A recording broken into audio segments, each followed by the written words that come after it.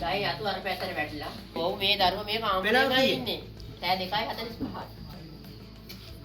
ඔව් ඒ කියන්නේ හොඳම වහින මහා උලංග.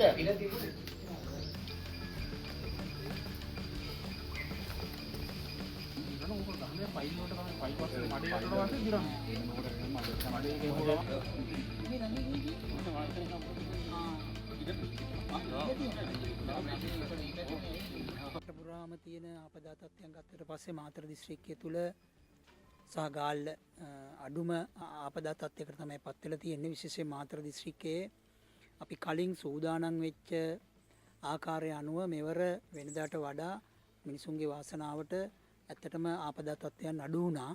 අපිට දැනට වාර්තා වෙලා තියෙන විදිහට සහ අපි ගිහිල්ලා නරඹපු තැන්වල තියෙන්නේ ගෙවල් වලට සුළඟ නිසා වෙච්ච බාධාවන්, ගස් කඩා වැටීම් වගේ ඒවා දෙනියයි ප්‍රදේශ ඉහළ ප්‍රදේශයේ එහෙම ගෙවල් කීපයක වහලවල් කඩාගෙන ගියපු අවස්ථා තියෙනවා.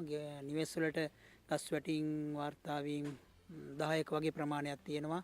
අතුරුලිය, පිටබැද්දර, කොටපොළ වගේ ප්‍රාදේශීය ලේකම් කොට්ටාස තුල ඊට අමතරව දැවැන්ත ජල පිටාර ගැලීම් වගේ ඒවා වාර්තා වුණේ නැහැ. නිසා ඒකට හේතුවක් තිබුණා.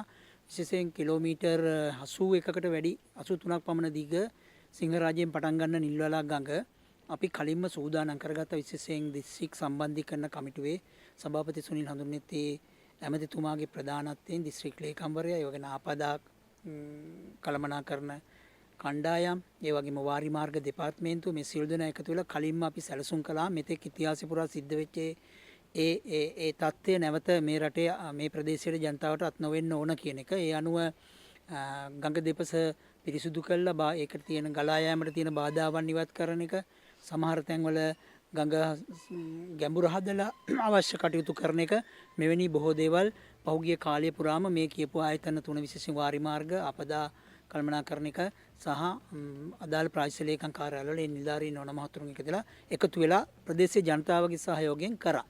මේ වෙනකොට බිලියනකට වැඩි ප්‍රමාණයක් මුදල් වෙන් කරලා තියෙනවා. ඒ නිසා අවශ්‍යතාවයක් වුණොත් ජනතාවට වෙනදාට වඩා අවශ්‍ය ඕනම දෙයකට ඇති තරම් මුදල් තියෙනවා කියන එක ජනාධිපතිවරයා මේ රටේ ජනතාවට විශ්වාසය දුන්නා. ඒ වගේම මුදල් අදාළ ප්‍රාදේශීය ලේකම් කාර්යාල වලට ඇවිල්ලා තියෙනවා. ඒ අනුව ආපදාටපත් වෙච්ච පවුල් වලට පුරවැසියන්ට දින 7ක් දක්වා අවශ්‍ය නම් පිසු ආහාර ලබා දීම ප්‍රාදේශීය ලේකම්වරයාගේ කැමැත්ත මත ඒ අධීක්ෂණය යටතේ කරන්න පුළුවන්. ඊට එහා එකක් දිස්ත්‍රික් ලේකම් යටතේ කරන්න පුළුවන්. ඒ විදිහට කටයුතු සංවිධානය කළ තියෙන. ඒ වගේම මුළු රටේම මේ ආපදා තත්ත්වයන් වලට වන්දි ගෙවින් සතියක් ඇතුළත ගෙවා අවසන් කරන්න පුළුවන් තැනක ඉන්නවා. ඉතින් මම හිතනවා ඉතිහාසයේ විශාලම නුවදුර තමයි මේ ආවේ. ඒ වගේම ඊට සරල ලෙස ආණ්ඩුව පැත්තෙන් ගන්න පුළුවන් උපරිම වැඩ කොටස පෙර දැක්මක් සහිතව අරගෙන තියෙනවා. අපි ජනතාවගේ ඉල්ලා හිටින්නේ ආපදාවක් තියෙන තැන් වලින් ඉවත් වෙන්න, තමන්ගේ ආරක්ෂාව සලස ගන්න හැකි ඉක්මනින්ම තමන්ගේ ප්‍රදේශයේ ග්‍රාම නිලධාරීතුමාට, ප්‍රාදේශීය ලේකම්තුමාට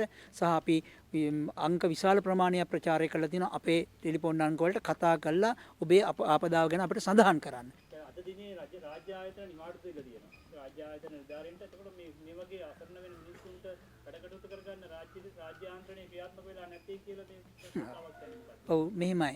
අපි ඒ රාජ්‍ය ආයතන වල නිවාඩු දීම ඒ පැත්තෙන් බලලා තේරුම් ගන්න ගියොත් කාට හරි හිතෙන්න පුළුවන් ආණ්ඩුව වහලා දාලා මිනිස්සු ඉපතරපත් වෙලා කියලා. ඒක එහෙම නෙවෙයි.